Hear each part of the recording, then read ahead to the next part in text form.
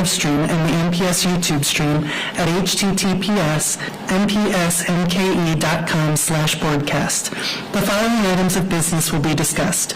Report with possible action on the MPS-led action plan, action on a request to approve the Milwaukee Public Schools confidentiality agreement with the Milwaukee Health Department, action on a request for a closed session for the purpose of considering collective bargaining negotiation strategy with respect to wages, consideration of and possible action on the employment, compensation, and performance evaluation of the superintendent of schools. The board may retire to closed session on items 3 and 4. The chair will now ask the secretary to lead us in the Pledge of Allegiance. The chair invites any members of the audience who wish to participate to do so and asks that those who do not wish to participate please remain silent during the pledge. I pledge allegiance to the flag of the United States of America and to the republic for which it stands, one nation, under God, indivisible, with liberty and justice for all.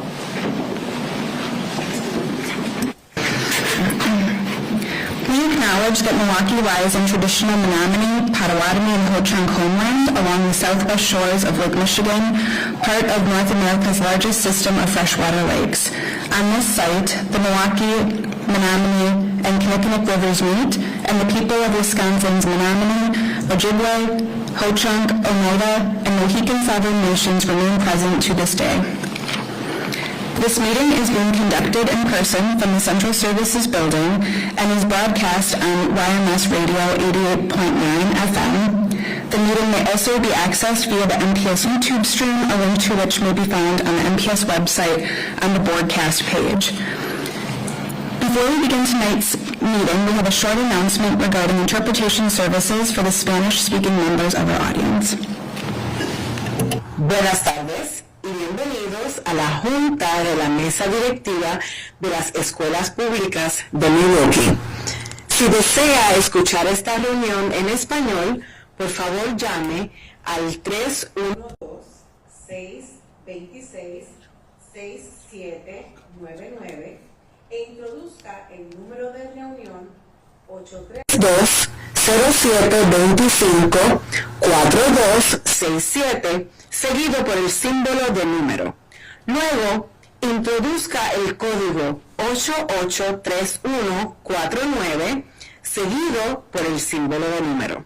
Nuevamente, para escuchar esta reunión en español, llame al 312-626-6799 e introduzca el número de reunión 832-0725-4267, seguido por el símbolo de número.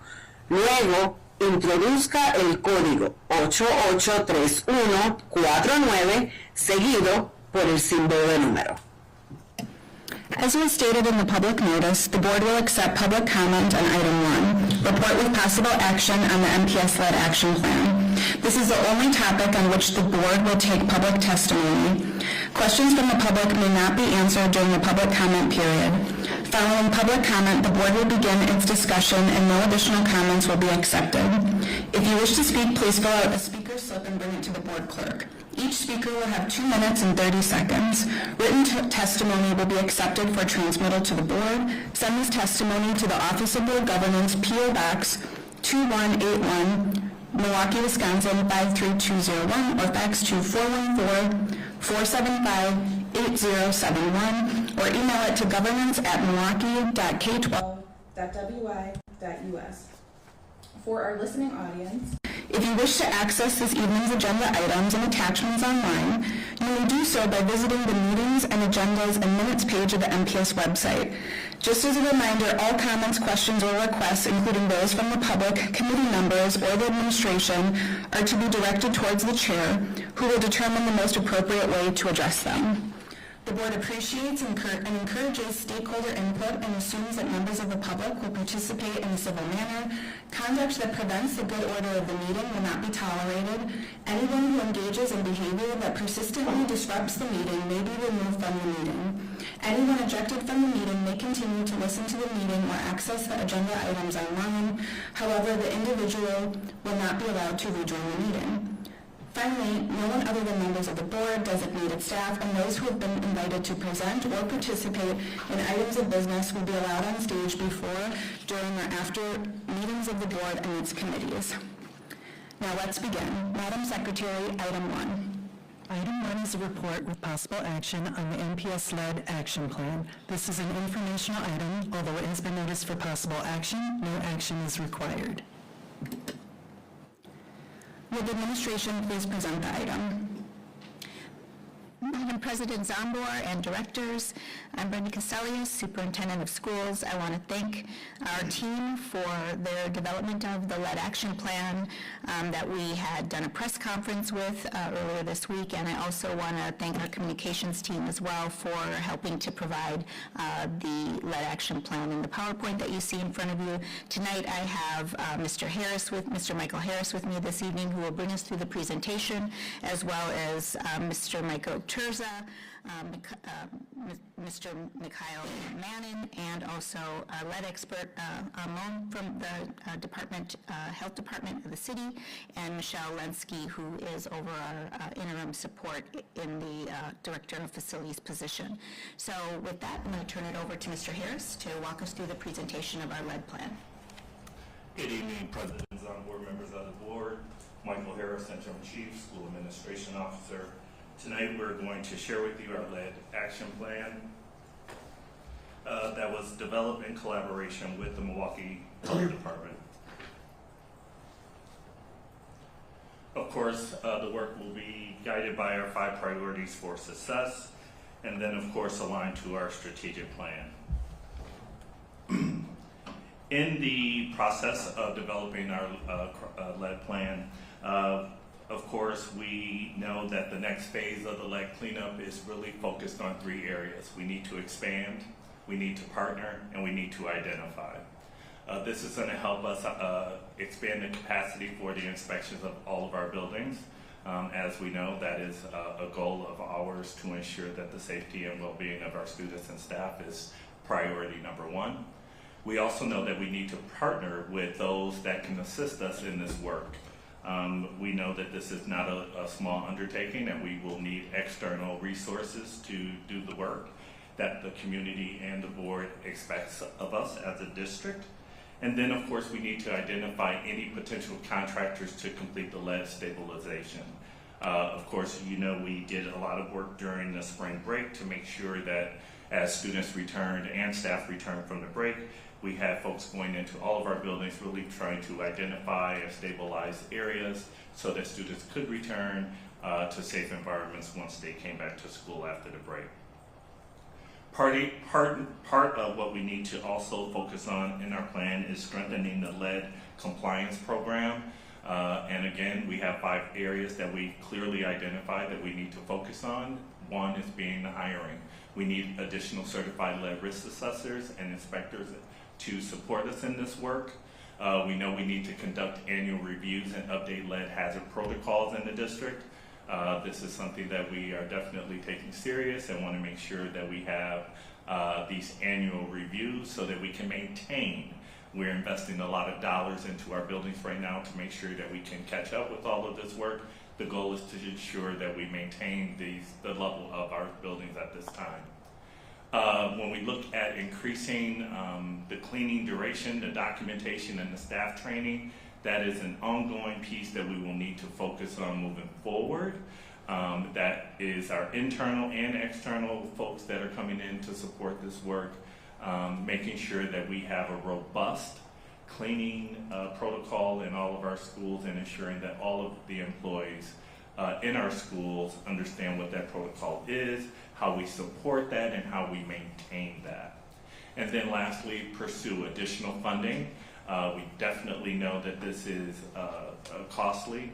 However, we know that this work is important, and we will be looking at grants and budget reallocations to ensure that we have the funds to continue the work to ensure all of our schools are maintained and at a level where we are happy with and are accepting. When we look at the high-risk facility prioritization strategy, we know we have 3 areas that we need to, again, address. We need to stay focused. We need to make sure that our remediation inspections on our buildings built prior to 1978, serving our youngest children, are the most at risk. We want to make sure that those spaces are safe for those little ones, and the work that we're doing right now is moving us towards that mark. Prioritize those buildings based on the conditions and severity. We know that some of our buildings, there has been a lot of work being done in those buildings. However, we know that there are some gaps, and we're going to address those moving forward. We also know that there will need to be some adjustments. The schedule that was created was with the information we knew at that time. Now that as we go in to inspect buildings, we know some adjustments will be needed, and we'll be making those in real time as we collect additional data on those buildings. When we talk about remediation and control measures, we know that there's, again, 3 areas. We need to conduct lead stabilization using certified personnel. Again, that could be some internal and external supports to help us with this work. We also know that we need to isolate work areas during renovation. We require the full containment using all of the tools and resources that we have to ensure that we isolate the work. And we understand those standards, and we are applying those standards as we continue to do this work. So I want to make sure we're very clear that we are following the protocols and guidelines to ensure that the work we're doing in the buildings is safe for the folks working in the buildings, but also when our students return to those spaces. And then, of course, we need to implement aggressive dust control measures across all of our facilities.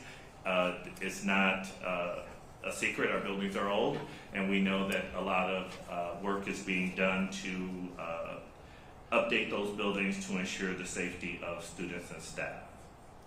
Leading right into protecting our students at risk, at increased risk, we know we need to expand our blood lead level screenings.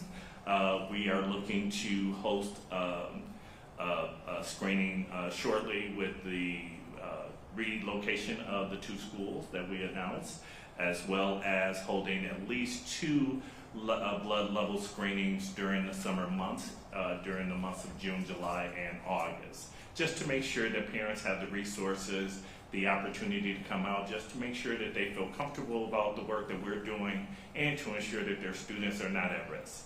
Reassign classrooms for children under 6 or those with clinical risk to safer areas. So we've already started talking to school principals about, hey, if we have our smallest children or our most vulnerable students on lower levels, we may need to relocate that. A lot of that work will be happening during the summer months so that we can return back to school and those folks know exactly what the plan is moving forward. And then, of course, we need to implement specialized cleaning protocols. Again, it's really about the cleaning, making sure we maintain the level of work that we're doing now so that we're not facing this incident in the future. So we're looking at moving forward with that. Temporary relocation plan. Relocate school communities when 50% or higher of the surfaces are deteriorated. Partial relocations at 10 to 50%. So basically we're looking at if we have space within our schools where we can relocate within the school and do partial closures so we can do that work safely and isolate that, then we can do that. Less disruption with the school community, and of course we want to make sure that we don't disrupt the teaching and learning of our staff and students. So we have a benchmark of where we will be identifying those spaces, those schools, and we'll communicate that to the board as well as to our school communities as they are identified. We want to minimize the disruption to instruction, right? We definitely want to do that. And then, of course, again, talking about the isolation of the work, really making sure that we're meeting those benchmarks that have been set by the state and federal guidelines. Communication and transparency. We need to maintain, notify, and continue, right? When we think we're communicating enough, we need to do more. So we're just going to continue to put out the information in multiple media ways so that our families and our staff are informed. as well as our school principals, just to make sure folks understand the work that we're doing, that it's meeting the guidelines, that we are definitely focused on having safe buildings for students and staff. We will continue with some town hall meetings and virtual school tours for reassurances, because again, we want folks to be able to feel comfortable coming back or entering our schools regardless of zip code in our city. Our next steps and long-term vision is to complete stabilization efforts in schools built before 1950 by the end of summer break, which is a lot of work, but our team is ready for the challenge and we are really geared up, ready to do the work. We have 54 buildings, 7 of which have been or are close to being cleared. So we have a start, and we know what this work looks like, what it should sound like, and what it should feel like after it's done. And so we feel confident that we can go in and complete and meet our goals. We want to make sure that we complete the stabilization efforts in schools built between 1950 and 1978 by the end of the calendar year. That's 52 buildings. And again, this is utilizing internal and external resources to ensure that we can meet these goals. We want to integrate the lead hazard mitigation into the long-range facilities master plan, because we do have that out there as well. So we want to make sure that we're being very strategic about the work and how we're approaching it as we move forward with that. And then of course we will always look to review, refine, adjust whatever practices or identification of buildings to ensure that we are moving this work forward and reaching our goals by the deadlines that we've shared with you. I know that was a lot of information in a short period of time, but if you have any questions, we would be happy to answer those for you. Thank you. Thank you. We're going to go to members of the public who wish to speak first. Madam Secretary, do we have any speakers on the virtual platform? We do have one speaker who is signed up on the virtual platform. Kristen Payne, can you hear us? Kristen Payne, can you hear us? I can hear you. Oh, there you go. We can hear you.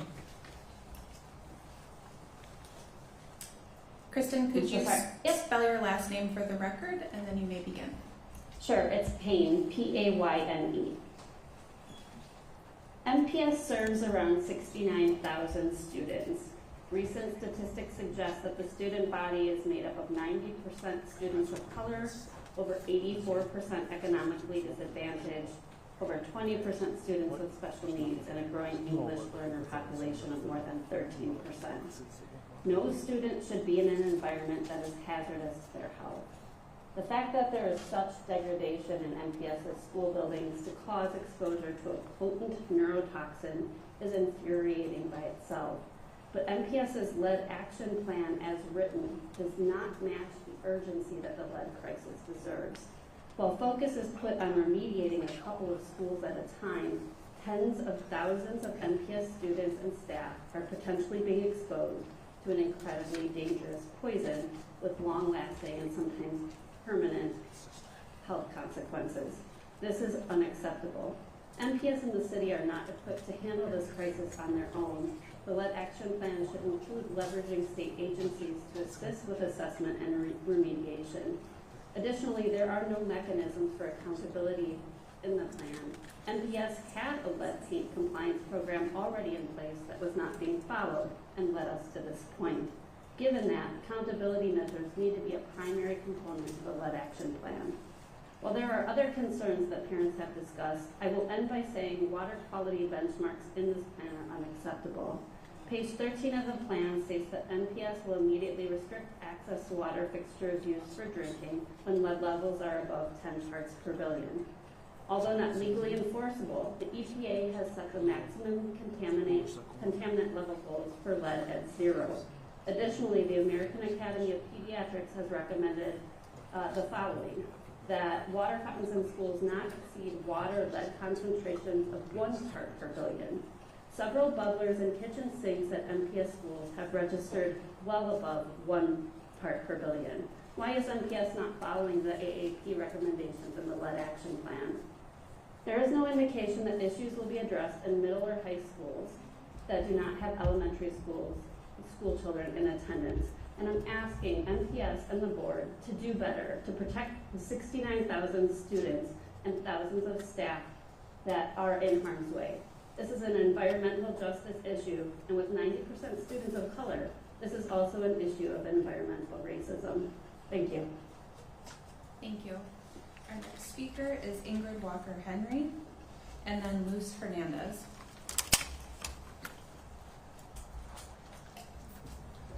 Good evening, Ingrid Walker-Henry, WALKER-HENRY,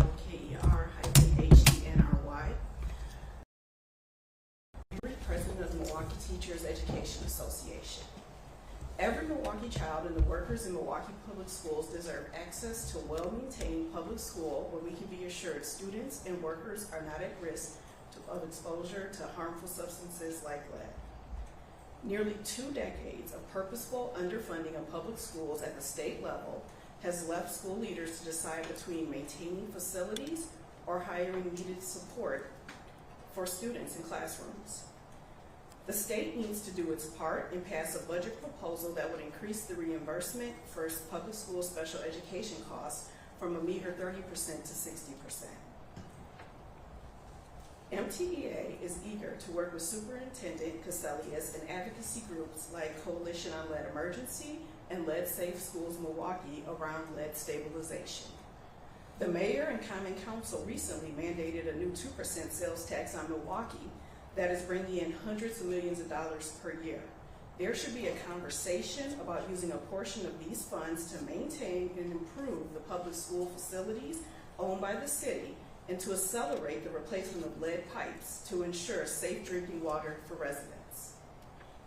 MTEA has prepared a list of several potential actions that the district should take concerning lead dust exposure that we intend to meet and confer with MPS administration over. MPS should renew its lead safe certification to adequately adjust hazards. MPS must avoid lead abatement methods that produce large amounts of lead dust. Dust testing should be done after stabilization to ensure effectiveness. School staff who are more likely to be exposed to lead dust and staff considering having children must be lead tested. I am going to leave you all with our press statement and the rest of our statement with Vice President Luz Hernandez. Thank you. Good evening to all of you. Luz Hernandez, HERNANDEZ, MTEA Vice President. I am continuing the list of potential actions MPS should take around drinking water to minimize possible lead exposure. We intend to meet and confer with MPS administration over the following. The MPS website states that all MPS drinking fountains use filtration systems that are tested and certified to reduce harmful contaminants. MPS should also ensure all water sources used in cooking and food preparation also utilize filtration systems. MPS should adopt a health-based limit. The American Academy of Pediatrics recommends a standard of less than 1 part per billion. The MPS website states that all MPS drinking water filters are replaced at least yearly, regardless of usage. MPS should provide routine maintenance records and verify how frequently filters are changed. Filter manufacturer recommendations should be checked to confirm if an annual filter change is adequate. MPS should disclose all available information about lead in water infrastructure, test results and remediation plans or progress both on-site and online. And lastly, MPS should manually flush each building at the start of every school day to reduce lead levels to the health-based limit of less than 1 part per billion. The type of flushing, individual or main, would be based on each school's specific lead water testing results. Thank you. Thank you. Our next two speakers are Palachuk and Dinstoni.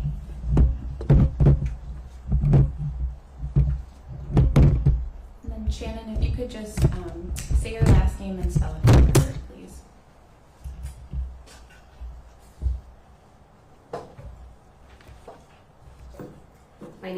and Holisek, and it's spelled P-A-H-L-I-C-E-K. You'll have to excuse me, I'm going to speak a bit off the cuff because there was kind of limited notice on this this meeting here, and as a teacher, I spent my lunch break reading through the lead plan, and so I'm not actually an MPS parent yet, but I plan to be next year, and I've been very concerned about everything that I've been reading about this lead crisis, and I want to echo some of the things that the previous speakers were saying. A large concern for me is as I read through the lead plan, I'm hearing a lot about the lead paint, and I applaud that we are making efforts to stabilize those things. I think it's very important, obviously, but there's more to it than that, and the water is a big piece of that, and I do think that based on what I'm reading through in the lead plan, the accountability piece is a big part of it. As one of the previous speakers stated, there was already a plan in place and we let it get here, and it's not acceptable. So there has to be some kind of proactive oversight on the plan moving forward, because otherwise the trust is broken with the community. And we all know that trust is so important to these school systems working the way that they should. There was some brief mention of the water piece in the lead plan, but it's mostly referring to like the 2016 testing results, which are not available freely on the website. I can't download them. It says that there has been tests, but it doesn't say if it's referring to those tests or more recent tests. It doesn't say if it's all schools. It doesn't say all bubblers. Typically those filters are rated for about 3,000 gallons. And that, if you do the math and you divide that up into ounces, and then you divide that by a 20-ounce water bottle, and then you're getting about 4 classrooms of 30 students through 160 days of school if they fill it once, one 20-ounce bottle. So, I mean, I'm doubting that there's one bubbler for every 4 classrooms in MPS. I'm doubting that if there are, that the students are only drinking 20 ounces on a day when it's 100 degrees outside and they're in a building that's not air conditioned. I have a 3-year-old and I want to know he's safe to drink the water at school. So I do think that there has to be oversight. I don't think we can be reactive on this. I don't think we can wait for students to have high lead levels for us to do the testing in schools. It has to be all the data. It has to all be available, all parents, all buildings, and that's the only way to reestablish that trust. Additionally, the soil piece is a part of this equation. We live in a former industrialized area. There's a lot of lead in the soil, and the students are going to drag that in on their feet. There's a lot that goes into this, and I do applaud that there is paint remediation happening, though, it seems like there's been some bumps in the road in terms of accountability for that piece. But the water is part of it too, and it has to be part of it, and it has to be transparent. Thank you for your testimony. Our next speaker is Vince Toney, and then the final speaker will be Minister Sheila Tompkins. Good afternoon. Do you spell my name or anything? Yes, if you could spell your last name for the record. Tony, please. T as in Tom, O-N-E-Y. Thank you. I actually came here today to hopefully hear a comprehensive plan about how we're going to take care of our children and to not allow them to be poisoned with lead. I don't know if you know, but we've got, the last number that I've heard is 70,000 lead laterals going into homes in Milwaukee.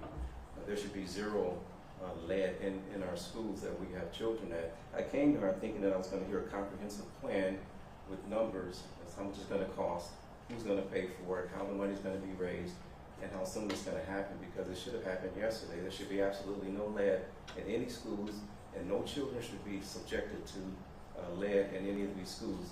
If the schools have to be shut down, I mean, during COVID, they shut down schools, people homeschool their kids. I think that might be a possibility of a different plan. I think this board needs to reconvene and come up with something comprehensive that we can understand and can see the light of day of these kids not being poisoned at all. And if that means homeschooling, then allow the kids to be homeschooled. Thank you. Thank you. Ms. Tompkins?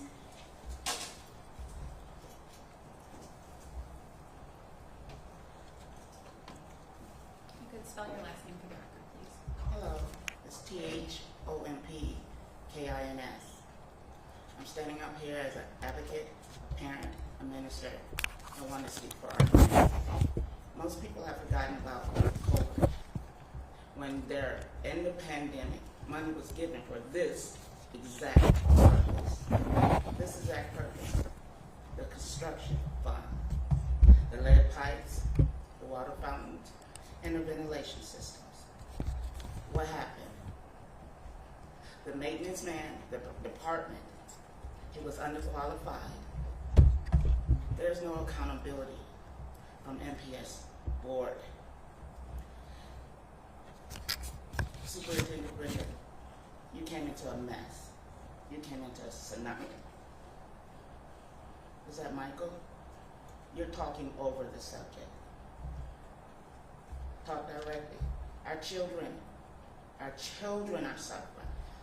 How many? It was 7 children. What was the highest lead level? You see, 7 children, it was more than that. That's been tested. What is the highest lead level? That ventilation system needs to be done. What happened to the construction money? Allocation. I recall that. And most people haven't recalled that. Accountability again. Accountability. Being transparent. President Zombo, you already know. And so to continue, to not take accountability, that's shameful. Because it should have been done 4 years ago, just about the start of it. We're in 2025, the pandemic. Now this is a great one. MPS is at fault because of the missing money. And now you ask CDC to help you. And we have a referendum, $252 million. And then property taxes, sale taxes, no accountability still. You're talking, Michael, you're talking over the subject again. Milwaukee Public Schools children deserve the best. That ventilation system, lead, the particles in the air, and all of that, and in the water. And I know most schools, high schools, a couple of them, had that job done in construction part. That's it. Thank you. Do board members have any comments or questions? Thank you. I did just want to highlight that there was a resolution that was introduced and will be referred to committee, I think, this month, that will bring forward some of the data that has been requested. It includes, this is a consideration for the resolution. We haven't actually approved it yet, but it would include water filtration, maintenance data, lead and water testing, inspection, surveillance results, etc. So there will be another meeting where some of the accountability metrics that are being requested will be considered for implementation moving forward. I did just want to go on the presentation on slide 7.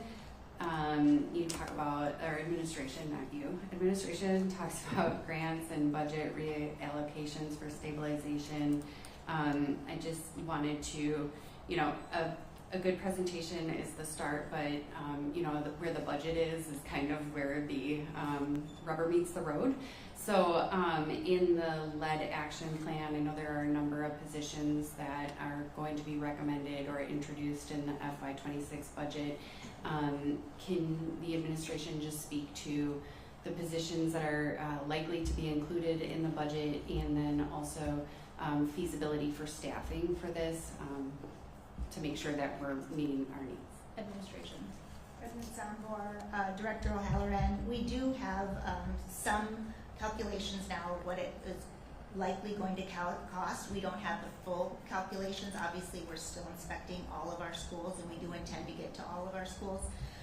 Part of what I will bring forward are some major investments in our facilities department.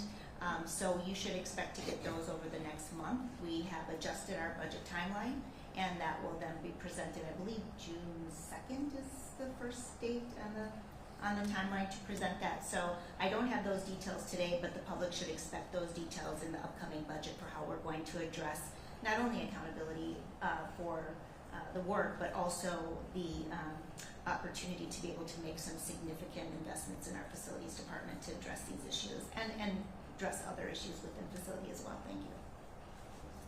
Any follow-up?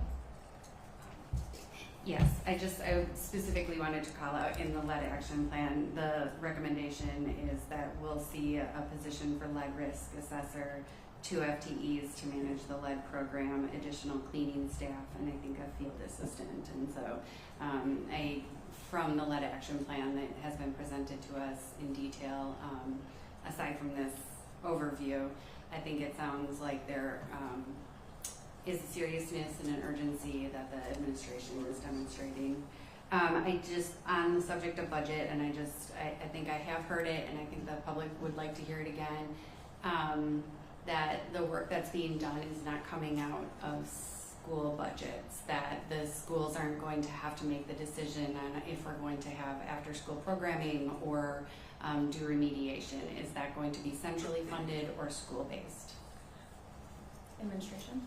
President Sound Board, Director O'Halloran, and I've said multiple times that this is not a school budget issue. This is a district responsibility, and so we will take care of that at the district central offices, and we'll be using our reserve funding for that.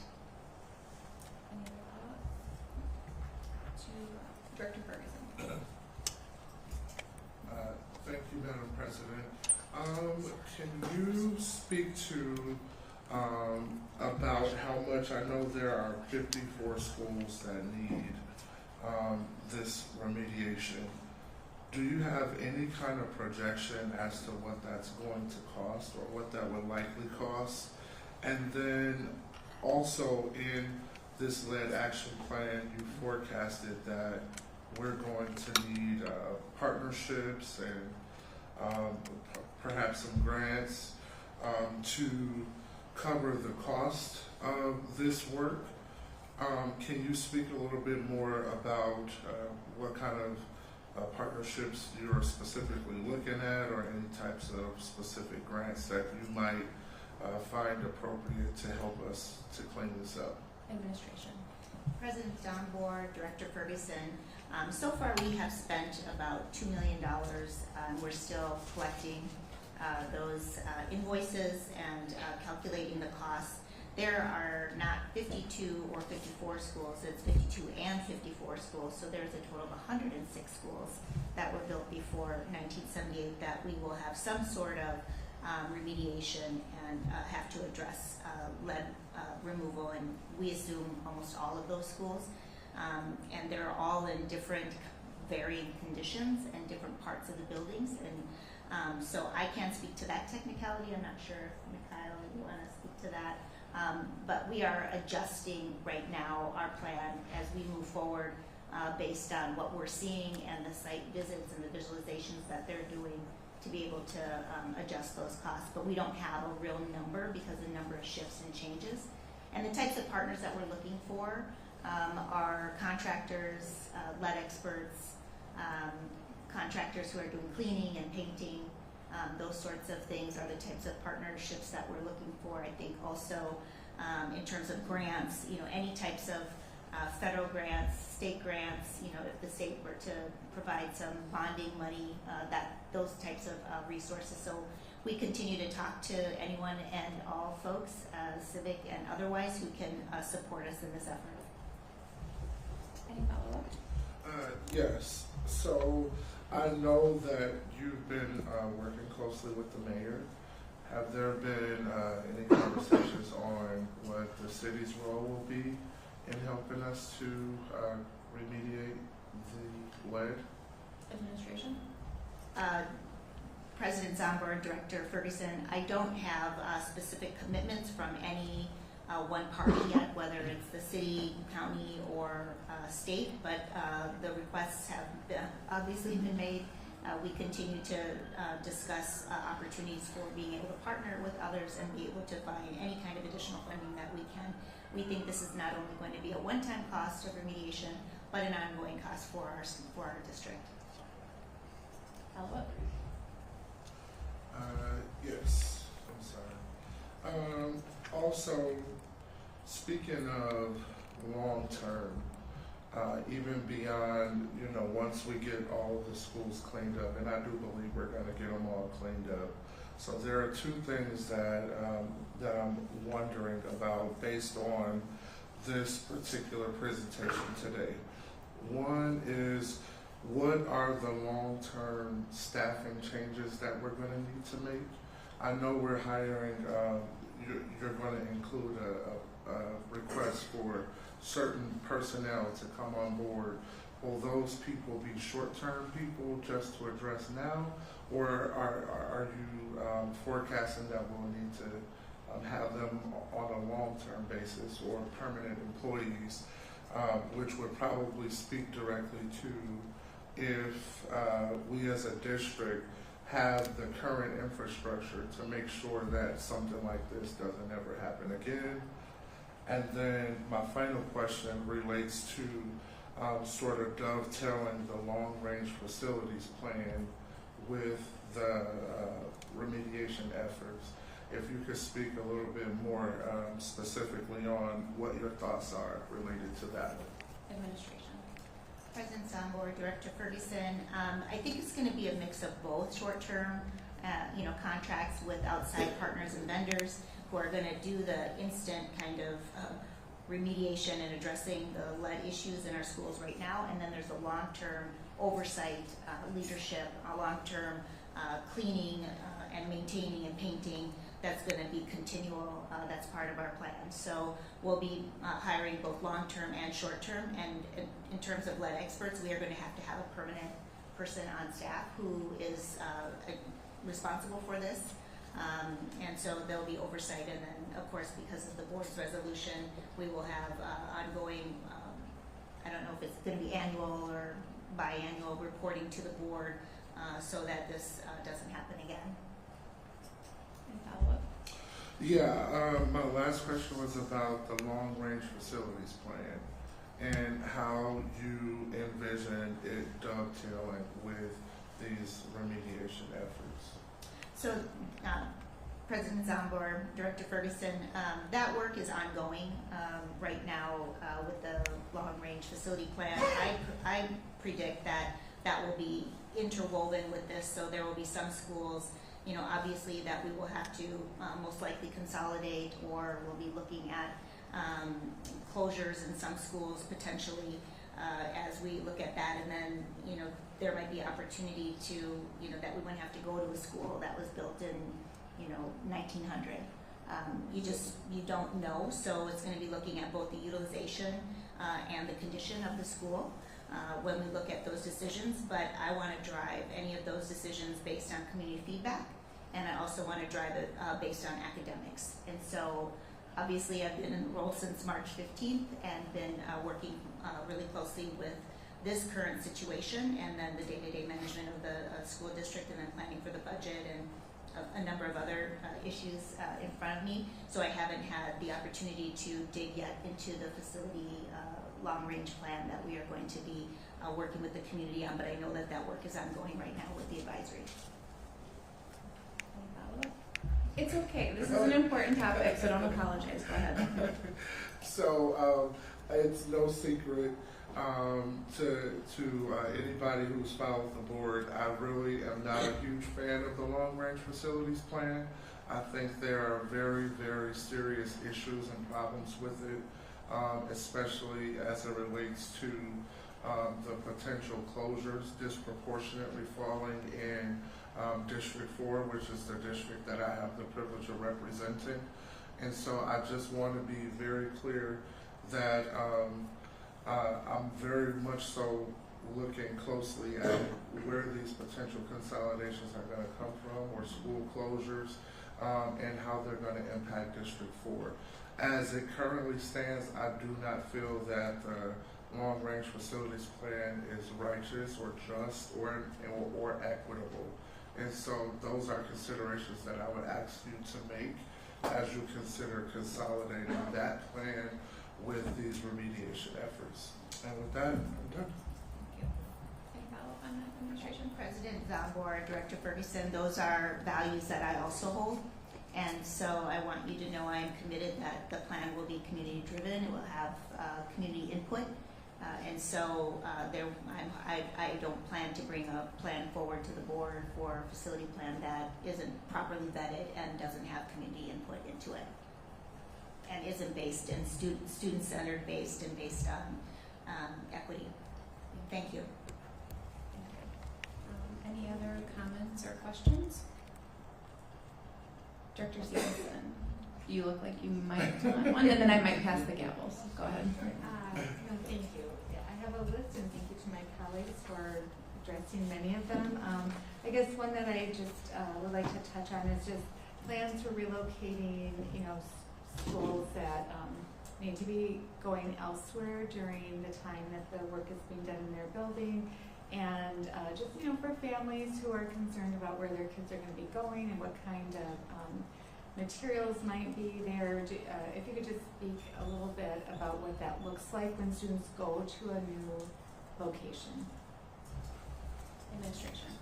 President's on board, Director Sampson, members of the committee, Michael Harris, Interim Chief School Administration Officer.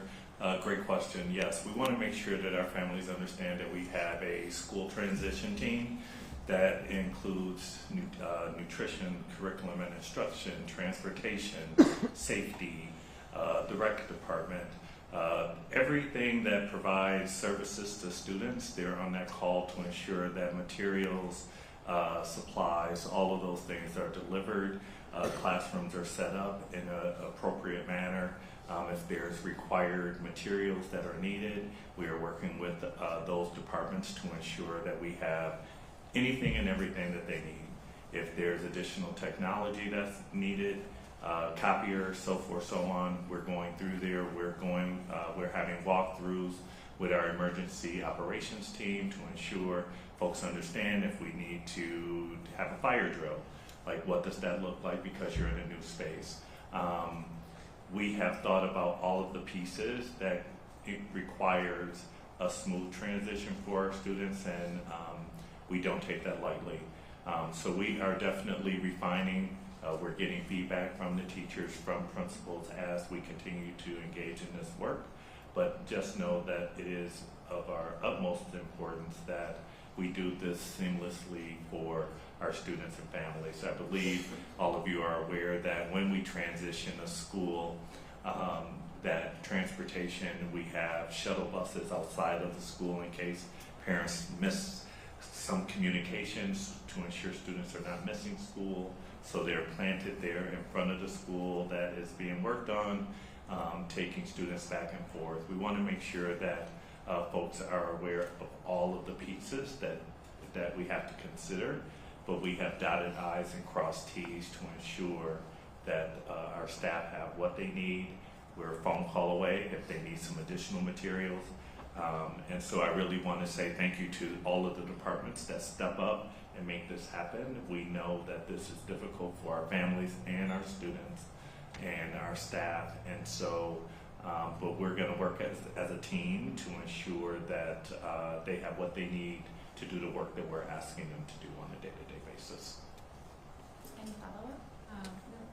Just one more question. Thank you. I guess it definitely is a situation that requires all hands on deck, and thank you for kind of highlighting just how, because there are so many details that go into a school day and how a school is run, and if you're not in the field of education, it's a very long list, so thank you for kind of providing some of those details. And then just, I did have a teacher reach out to me about the relocating of the classrooms that are on lower levels, and just wondering, how that will be communicated to staff that does not relocating because of the lead, it sounds like, but just possibly moving some of the classrooms where there are younger students up, and maybe it is temporary. I guess I just want some clarity around that, and what kind of communication is going out to staff around that. And I'll just add, what kind of support is given to teachers who have to move their classrooms? Thank you, President Zambor. Yes. President Zambor, Director Stevens, Mike Terza, Interim Director of Facilities and Maintenance. The question is that for students who are on the lower level, okay, we are going to be looking for places to put them in other parts of the building, because we found that many times the lower level is one of the more prone to having some issues with them because they're concrete floors and various other things like that. So we are now in the process of working with the schools to identify potential sites for them. And so our hope is that we can actually identify them before they leave for the summer. That way the teachers and the parents and everybody else would know where they're supposed to be come September. Any follow-up? No, I guess the end of the year is very busy. Relocating classrooms within a school. Will that staff be given like an extra day or consideration for making those moves and relocation? Administration. President Zambor, Director Simpson, Michael Harris, Interim Chief School Administration Officer. Yes, so right now the plan is being developed. We plan to communicate with principals to make sure, as you know, we've improved our processes as we've been engaging with this work. If you recall, the first time we had to kind of relocate a school, we provided additional hours for teachers to set up classrooms or to take things home, things like that. We will continue to support our teachers and our staff to ensure that they have the resources, the time to relocate, to ensure that the spaces that they're creating for kids because they need to relocate is appropriate for the group. And we'll continue to communicate that to our school leaders to offer that support. Okay, thank you very much. Director Bonds. Yes. I'd like to speak to the urgency of the question. I talked to other board members, I talked to community members, and we hear it. We have lead laterals in almost all of our houses in Milwaukee. We have lead paint abatement programs when I bought my home in River West. Our children work in the school.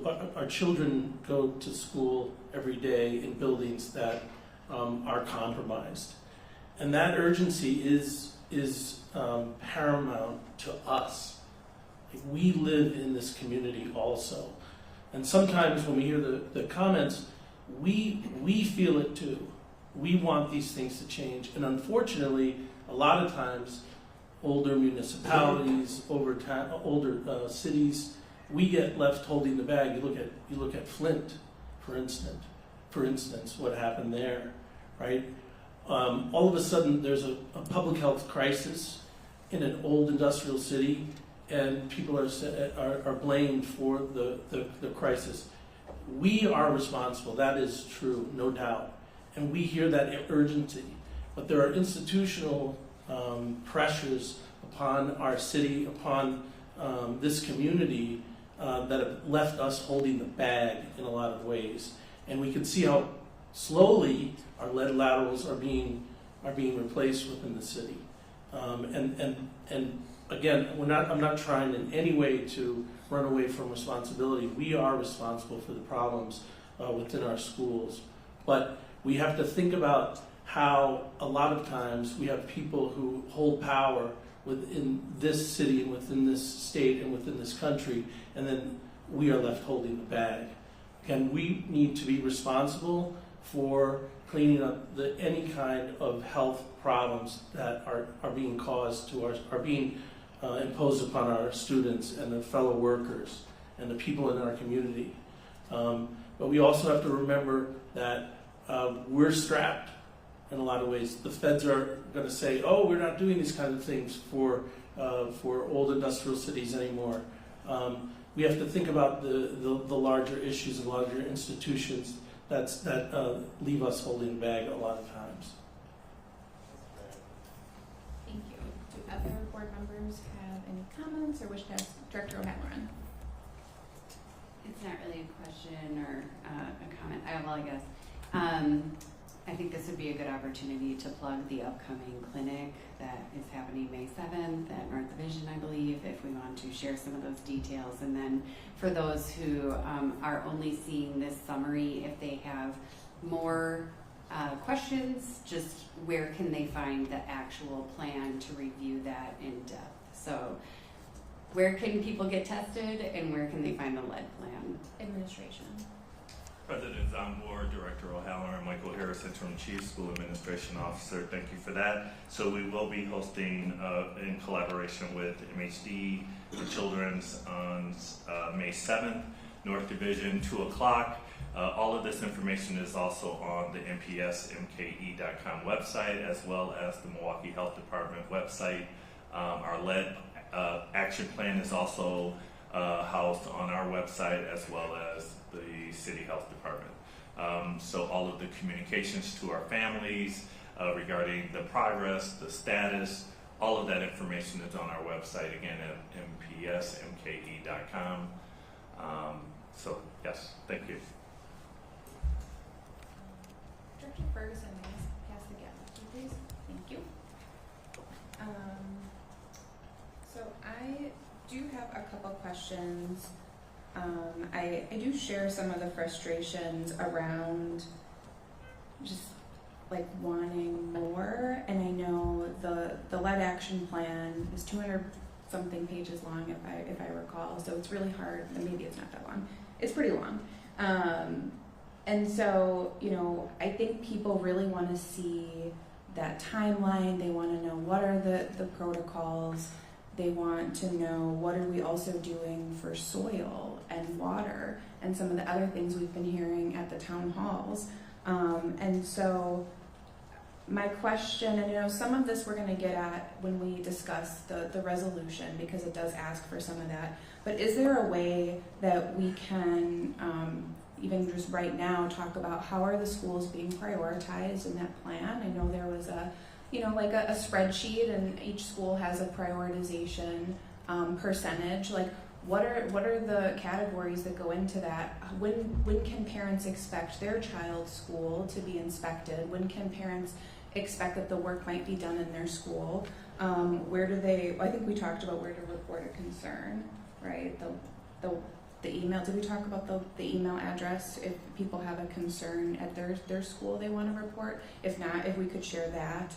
And I think, like, let's get into the details a little more, because people are really hungry for that. Administration. President Zomberg, members of the board, I'm Michael Terza, Interim Director of Facilities and Maintenance Services. I think the chart or the spreadsheet that people are referring to was devised with a couple of components. Number one was the age of the building, its prevalence of lead.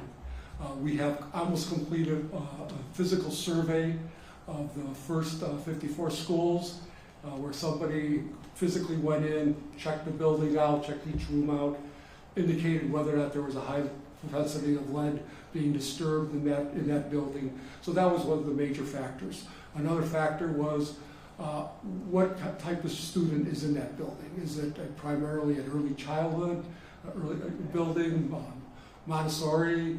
Is it older grades, whatever, things like that? And where was the lead in the building, and what school, what grades were being in those rooms?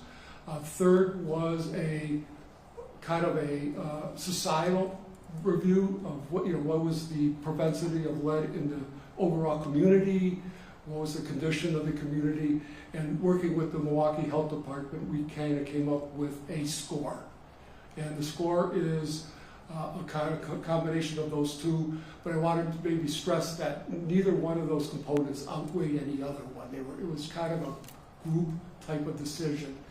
And I would want to make sure that the board understands, and the community understands, that as we find out other things, that list may change.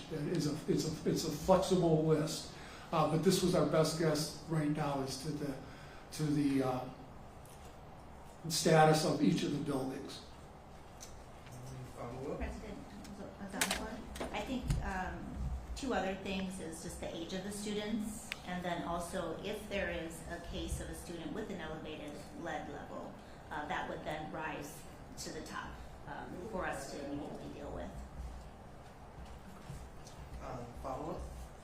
Yes, I do have questions, and this might be, so we know the EPA standards they have changed, and I believe, I'm sure there's someone listening that will probably correct me, but I think in 2027, the maximum contaminant goal is going to be lowered, or like the guidelines that we will have to follow are going to be lowered. So what is going to be the plan? How will the plan change? How are we moving towards those lower EPA amounts? Because it seems like we're getting closer and closer to zero. Is that accurate? Good evening, members of the board, President Zomberg, Con Bannon, MPS consultant. this time period here. Yes, those levels, it's historical that the federal government continually lowers those levels as guidelines, and then states are given a period of time to adopt those, because it's not easy. It's a multi-layered problem because one, MPS is, at least the facility side, the administration side, has already begun to address that. So you hear terms like concrete ceiling, looking at the tiles in a lot of bathrooms and sealing those as well as anticipatory. I think your microphone might have, if you maybe, Hello? there we go. Can you hear me now? Yes. All right. So again, a lot of the, I'll start over. A lot of the requirements historically go down in hazard. So you'll see a big trend over the 20 years as we get more data to slowly get to a point where there is no contamination in soil, water, paint, everywhere. MPS's facility side has already anticipatorily prepared for those lower levels by starting to address some of the concerns in advance right now. Currently, there are concrete floors that aren't sealed. They're going to seal those to have cleanable surfaces so that it isn't porous enough so that contractors can't fail. Getting into these buildings as soon as possible based on a prioritization will mean less maintenance in the future. And getting into those same buildings periodically will ensure that you will also have less of a failure at those lower levels. So, you know, those are some of the things that we can do. Other things that MPS is looking into their long-range plan is maybe painting surfaces isn't always the best solution. Maybe you need a long-term fix for certain high-impact, high-friction surfaces like doors, door jambs.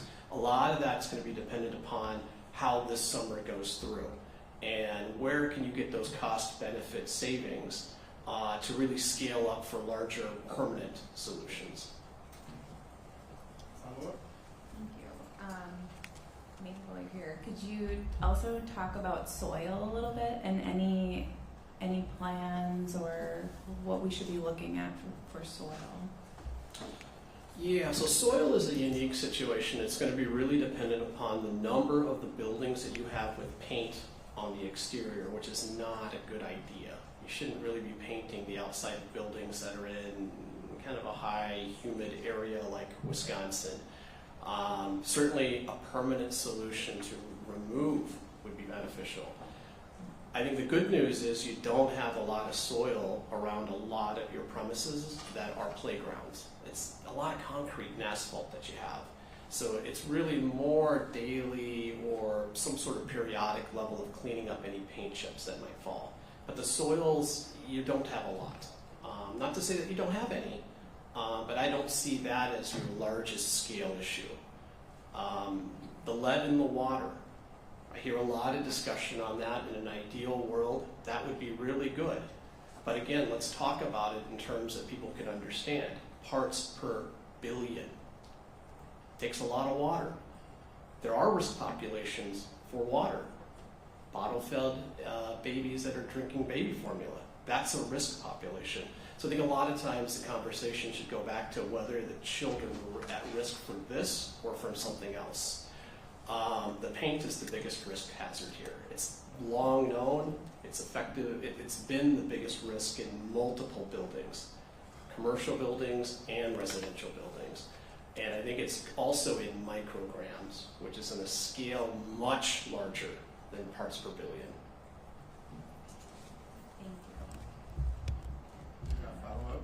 Yes, I have. And this is probably a question maybe more for administration. I know there were some kind of hybrid models of virtual learning, in-person learning at Douglas. I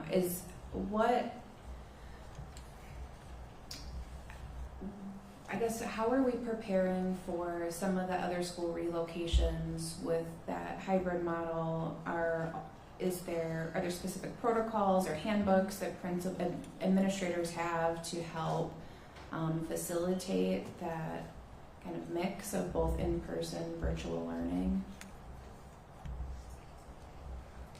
President Zambor, Michael Harris, Interim Chief School Administration Officer. So with our communication with all of our families that we've had to transition over to other locations. The Google Classroom has always been an option.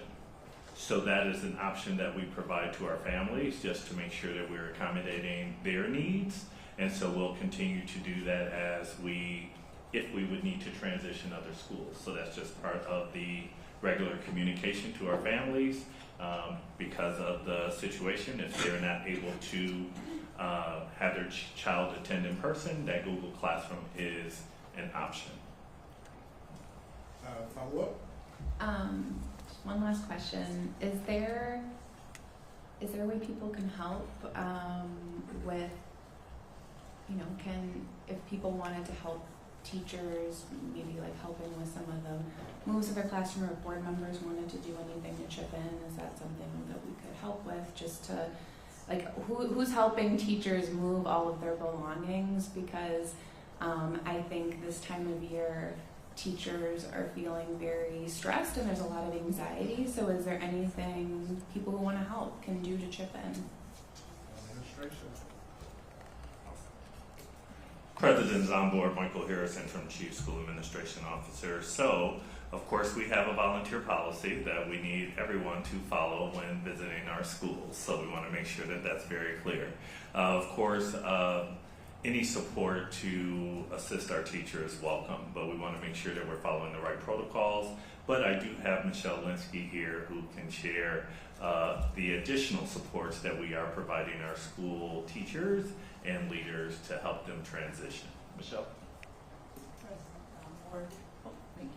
President Zombor, members of the board, Michelle Linsky, Manager in Design and Construction. So we understand and we really want to make sure that our teachers are teaching and leaders are leading. So we as a department, we've always been supporting our schools with contracted moving services. So we are in the process of developing a plan and kind of honing it, because we've been utilizing it for the last few months here with some of the schools. So what we will be asking the staff to do is really help us think about their classroom, what's really critical to be in there, making sure that we are removing items from the classrooms that may be built up over the years, or if classrooms have not been used over the past few years, we'll want to clean those out. So really our direction to them is tell us what needs to be removed, and we will take care of that for you. So that's a process that we'll take care of at the end of the school year, just like we do when schools relocate classrooms within their school year, and they do this every summer.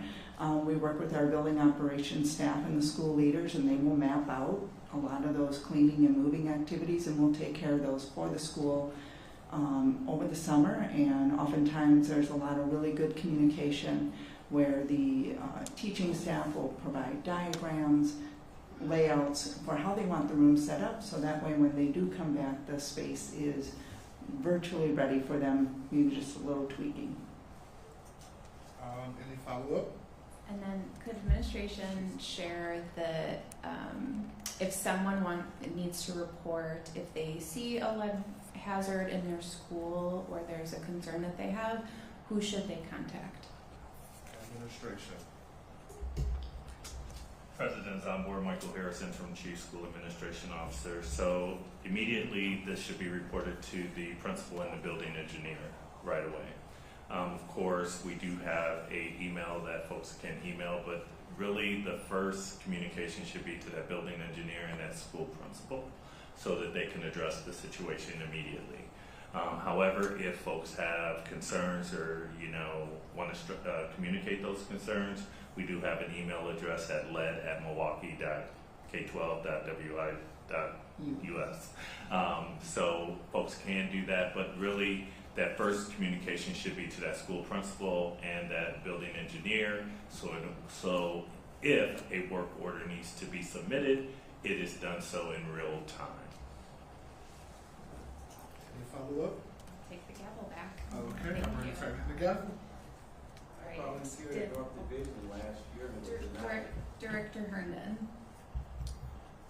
Can somebody do an investigation while we're Thank you very much.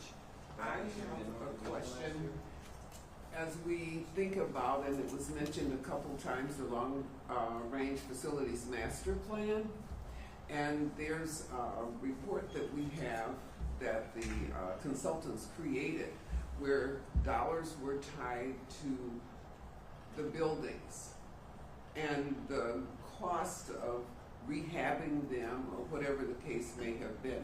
There was dollars assigned to each buildings in terms of repairs, etc. What I'm wondering is, in light of now we have this whole lead thing, if there's any thoughts or consideration of the cost of repairing or remediating all of the lead in a specific building and adding the cost that was presented by the consultants for the long-range facilities plan and concluding that it's too costly, perhaps, in a certain circumstance. Administration.